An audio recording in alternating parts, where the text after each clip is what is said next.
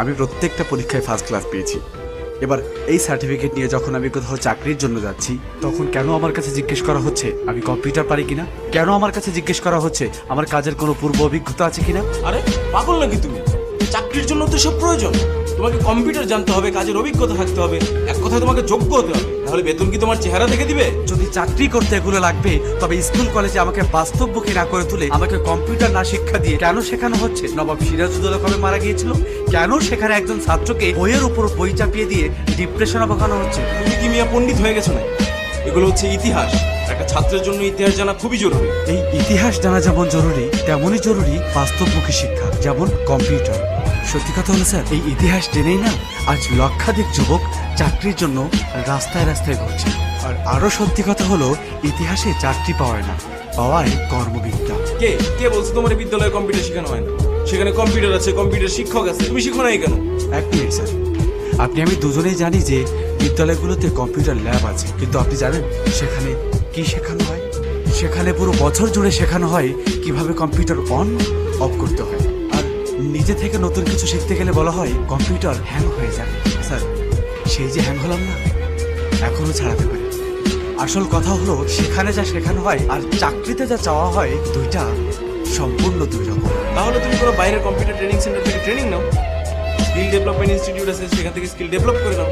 তুমি জানো না, হাতের কাজ জানা থাকলে ভাতের অভাব হয় না। তাহলে স্যার, এই যে 18 বছর ধরে আমি মাস্টার্স কমপ্লিট করলাম, তার ভ্যালুটা কি? এই যে সার্টিফিকেট গুলো আমি অর্জন করলাম, এটা কি বাসার দেওয়ালে টানিয়ে রাখার জন্য নাকি চাকরির জন্য? যদি চাকরির জন্য হয়, তাহলে আমাকে কেন চাকরির মতো করে শিক্ষা দেওয়া হলো না? কেন আমার স্টাডি পিরিয়ড চলাকালীন আমাকে কর্মশালার মাধ্যমে চাকরির অভিজ্ঞতা দেওয়া হলো না? আমার শিক্ষায় কেন কর্মমুখী দিক নেই স্যার? শোনো বাবা, এখন সৃজনশীল হয়েছে, পাশের হার বাড়ছে, শিক্ষাঙ্গন এখন অনেক এগিয়ে গেছে। তুমি চাকরি পাও নাই বলে যে অন্যেরা চাকরি পাবে না তা কিন্তু, অন্যেরা এখন যোগ্যতা পাচ্ছে।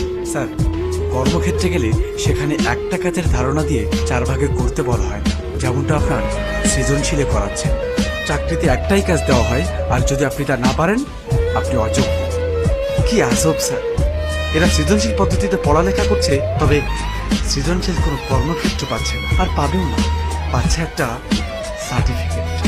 তুমি একটা শিক্ষিত সমাজে দাঁড়িয়ে এসব কথা কিভাবে বলতো? তুমি কি বলছো এখন শতভাগ শিক্ষার কোনো দাম নেই? শিক্ষাঙ্গন এখন বিজনেস কোম্পানি স্যার, আর স্টুডেন্ট হলো প্রোডাক্ট। প্রত্যেক বছর এই কোম্পানি থেকে কয়েক লাখ এ প্লাস ব্র্যান্ডের প্রোডাক্ট বাজারজাত করা হচ্ছে। দুঃখের বিষয় স্যার, এখানে কোনো জ্ঞানী গুণী মানুষ বের হচ্ছে না। এদেরকে জাস্ট প্রেশার ক্রিয়েট করে মুখস্থ করিয়ে এ প্লাস পাওয়ানো হচ্ছে।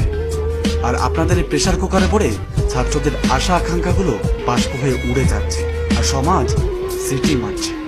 তুমি জানো পোলাপাইনের অবস্থা? এখনকার পোলাপাইন খুব দুষ্ট। যে করেই হোক এ প্লাস তো পাচ্ছে। আর শুনো বাবা, এ প্লাস পেলে সব হয়। এ প্লাস পেলে সব সম্ভব? ভুল। এখন সমাজ রেজাল্টকে এমন অবস্থায় এনেছে যে একজন ভালো ছাত্র যদি এ প্লাস পায়, তার দিকেও আঙুল তুলে বলবে রেজাল্ট কত টাকা দিয়ে কিনেছেন। এ প্লাস দিয়ে কোনো ছাত্রের যোগ্যতা প্রমাণ করা সম্ভব না। হ্যাঁ, তার সম্পর্কে একটা কথা বলতে পারি, যদি সে নকল না করে থাকে, তবে তার মুখস্থ করার ক্ষমতা খুব ভালো, যা কেবল পরীক্ষার খাতা পর্যন্ত সীমাবদ্ধ। আর এভাবে চলতে থাকলে জাতি খুব তাড়াতাড়ি মেধাশূন্য হয়ে পড়বে। বেঁচে থাকবে শুধুই আপনার এ প্লাস।